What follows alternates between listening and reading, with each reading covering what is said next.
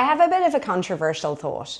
So if you are a business owner and you've been established for a little bit of time, you've got a team, and you can't take a half day off work to work on the business every week, or you can't take a trip, then it's one of either two things. One, you actually don't really want to because you're addicted to the control or the ego or whatever the case might be. Or two, you actually don't have the right frameworks and you're not using the right systems, the right strategies, the right habits, choosing the right things to make that happen. I'm Suzanne Rath and you're listening to Endurers for your daily dose of endurance leadership and life lessons. Now, this podcast doesn't relate to people that are in the startup phase of a business or when there's something big happening, or if you've got a seasonal business and you have to make hay while the sun shines, right? Because I have certainly been there in all those seasons where you have to be like work. But this really relates to people that have an established business and think or say or believe that they can't take the time away, that they don't have the time to work on the business. And so I want to examine this through the context of my Endurers framework and start to touch on some of the things that you can do if you genuinely do want to step away, whether it's to work on the business or to take a trip, and how you might get there. So we kick off with envision. So number one, do you actually know what you want, what your vision is of your ideal role, of your ideal life, of what you're going to do in the business, of where the business is going, how that's meaningful? And do your team know that as well? Do your team know the vision for the business? Do they know what they should be working on? So that ideally that's empowering for them and you can then step away, safe in some level of knowledge that while they mightn't do it exactly as you would like, that at least they should know what they're working towards. The second piece is navigate. So how do you actually design your day? Do you just come in and react and respond to everybody, or do you protect times of your day for deep work? So this week I've been speaking at a conference in Brazil, and yesterday morning I, from about probably 6 a.m, got stuck into a creative project, into creating a special report that I have been procrastinating over for about 2 months. It's been half finished and I just haven't got to it.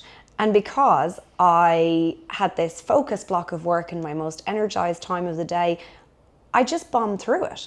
And the reason I did that is because I didn't respond to every single other thing beforehand. I didn't spend half the day twiddling on my emails and doing all these other things and then getting to my most creative work. I did my most creative work, or the thing that needed my brain space most, first.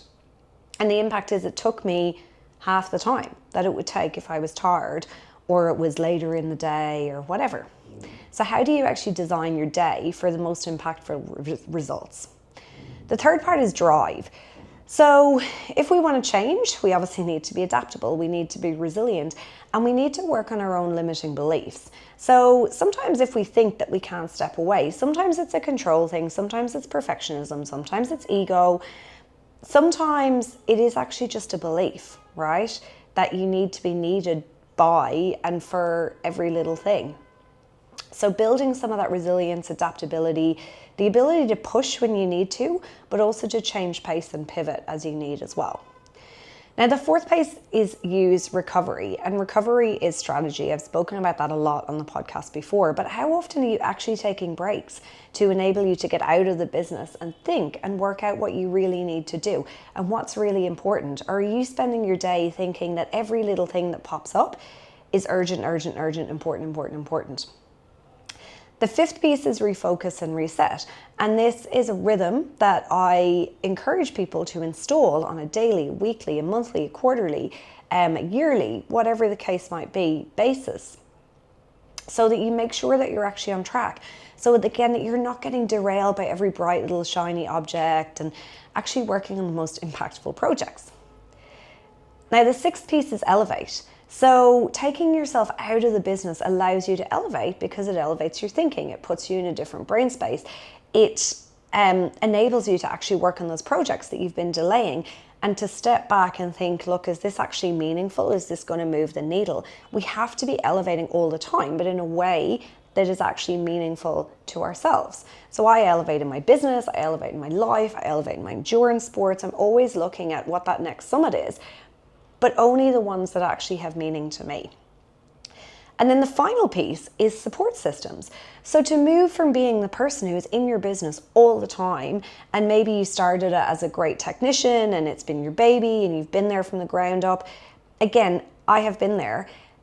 It is a big ego shift and an identity shift. And so surrounding yourself with people who will encourage your thinking to be at that level, as opposed to people who want to keep you stuck in the day-to-day nonsense, for want of a better word, because it has a payoff for them, or that's the level of thinking that they're engaged in. It's so important to actually elevate our support systems and have the right people around us, whether it's coaches, whether it's, how we build our network, whether it's other business owners, just having that strong peer group that you can turn to for support. So I hope that's been helpful for you. And if you do have another reason why you feel like you can't take yourself out of your business for half a day or a day a week, I would love to hear it. Always happy to be challenged. And I will see you tomorrow for more from Endures. Bye.